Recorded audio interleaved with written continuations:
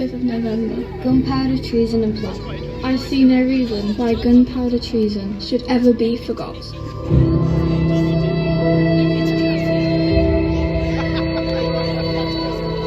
I'm sure you haven't forgotten about the Gunpowder plot and Guy Fawkes, but I bet you don't remember me, Princess Elizabeth. If things had gone differently on the 5th of November, all those years ago, I would have been your queen. Let me tell you how close that came to happening. In 1605, when I was just 9 years old, my father, King James I, sat on the throne. Before him, Queen Elizabeth I had ruled. She was Protestant, and under her rule, Catholics were punished for their beliefs.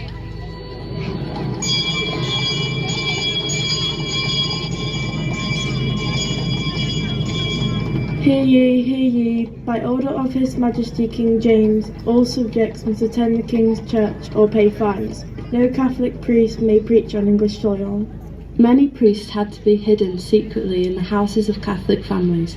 When my father became king, Catholics hoped life would become easier. However, it did not. Many Catholics obeyed the laws to stay safe, but some grew angry enough to hatch a plan so bold, so dangerous, it could have changed history forever.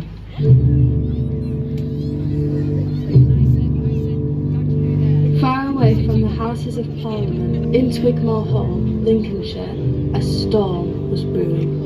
Over the years, one of the plotters and the owner of the manor, John Wright, had hidden many Catholic priests within the sanctuary. Here in this candlelit room, led by the charismatic ringleader, Robert Catesby, England's fate was being plotted, in ink, in whispers, and in fire. Every law they write brands us as criminals. Our families live in fear.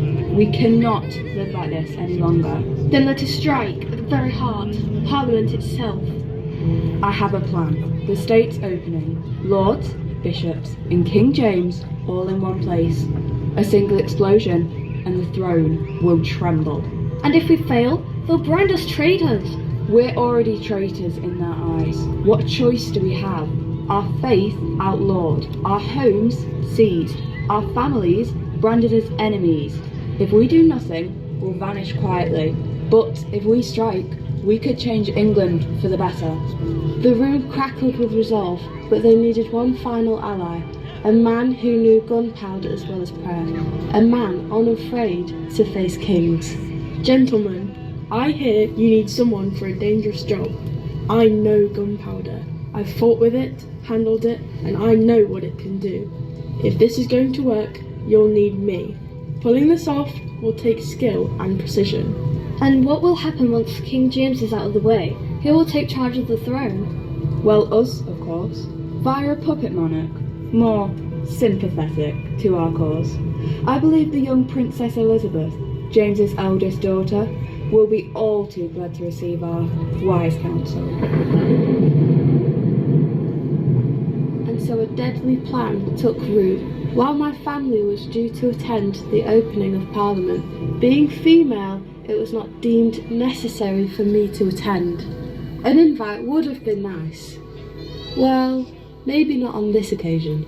The plotters planned to kidnap me during the aftermath of the destruction of the Houses of Parliament, and then place me on the throne, not as a true monarch free to rule, but as a pawn to be manipulated. The plotters know what they wish to achieve, but not quite how to achieve it. At first they rented a house next to Parliament and tried to dig a secret tunnel. Progress was slow, and the River Thames had other plans.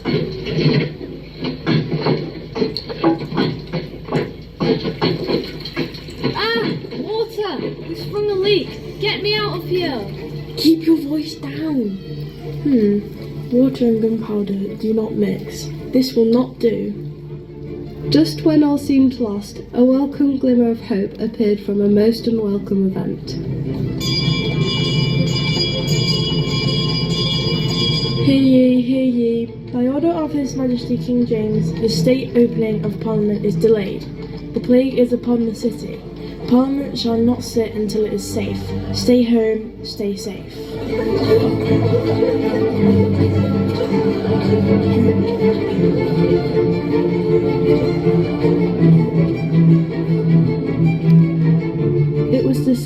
Parliament would open on the 5th of November. As luck would have it, a cellar beneath the House of Lords became available to rent. By moonlight, the plotters ferried the gunpowder up the River Thames.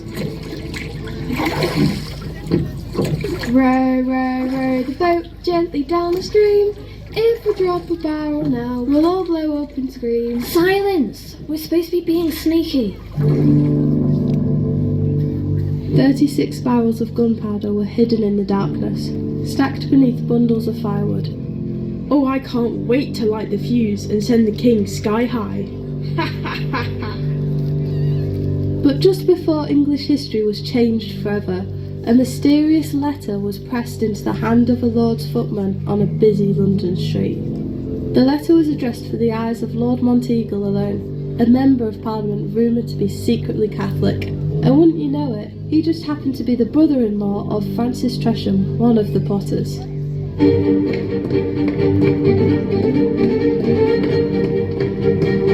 Your Majesty, my lords, I have received a dire warning. There will be a terrible blow struck to this Parliament, a strike so sudden none shall see who harms them. I beg you, the king must be kept from the state opening. Once they heard of the letter, the plotters were in uproar and fingers pointed straight at Tresham.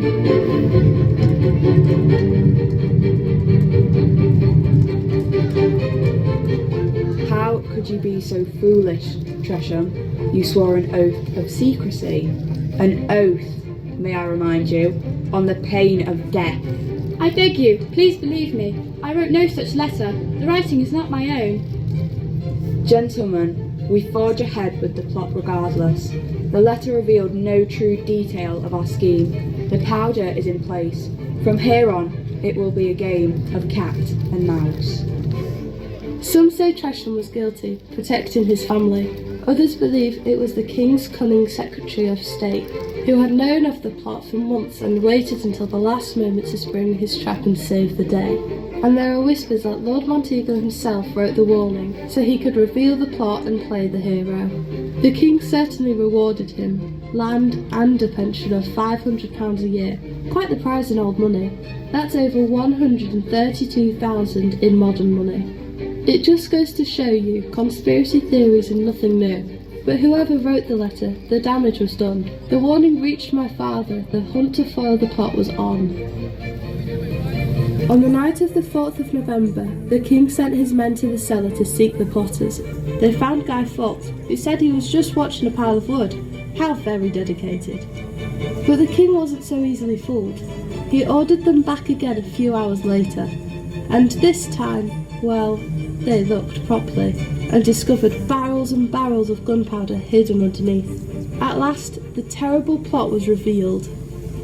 Who goes there? John Johnson? And what's all this? Firewood. Just firewood. Smells like gunpowder. 36 barrels. Arrest him for treason. Guy Fawkes was dragged to the Tower of London, where King James ordered him to be tortured to extricate the names of his fellow plotters.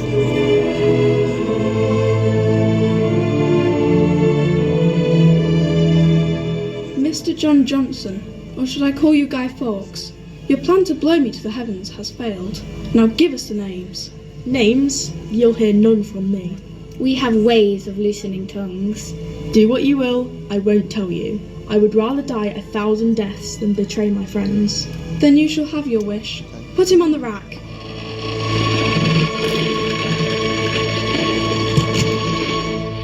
Guy Fawkes was tortured for days. At first he gave nothing away, but slowly, painfully, his hand betrayed him, signing a confession so shaky the ink barely held together. Meanwhile, on news of the discovery of the plot, Catesby fled London with his companions. After failing to rally the Midlands Catholic gentry to join him in a rebellion, he reached Holbeach House in Staffordshire. You'll also be glad to hear that upon the discovery of the gunpowder, I was hurried away to safety, to Coventry of all places, but at least I was safe from Catesby's plan of kidnap. The country will not rise with us. We are on our own. Even the rain is against us. It has ruined our last gunpowder. Then we must dry it. Quick, spread it by the fire. That is such a smart idea. Why is it crackling? I can't see. Even the gunpowder betrays us. They found us. The final stand.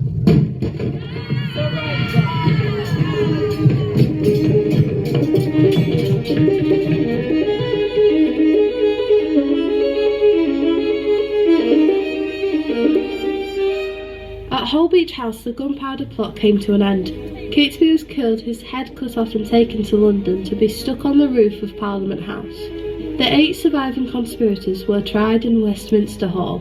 All were condemned to death for treason. Guy Fawkes was executed just outside Westminster Hall on 31st of January 1606. Parliament still stood strong, my father was safe and the plotters were defeated. Relief spread through the city like fire itself. The people lit bonfires, flames against the night, celebrating the king's safety, celebrating the failure of treason.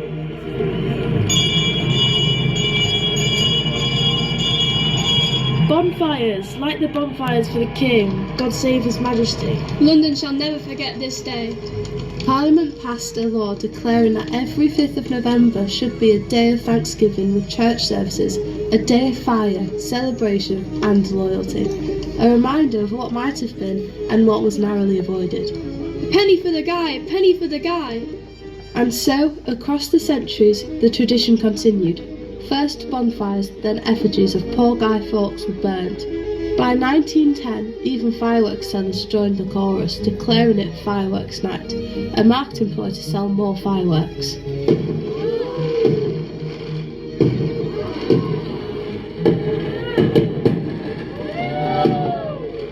You know the rhyme, don't you? Remember, remember the 5th of November. But perhaps, just perhaps, now you'll also remember me. Princess Elizabeth lost to history's decree. For on that night, I came so close to wearing the crown. Though not by choice, but by a treasonous plan laid down. Not with freedom would I have reigned, But as a puppet queen forever chained. Remember me, the forgotten one. whose reign thankfully ended before it had begun.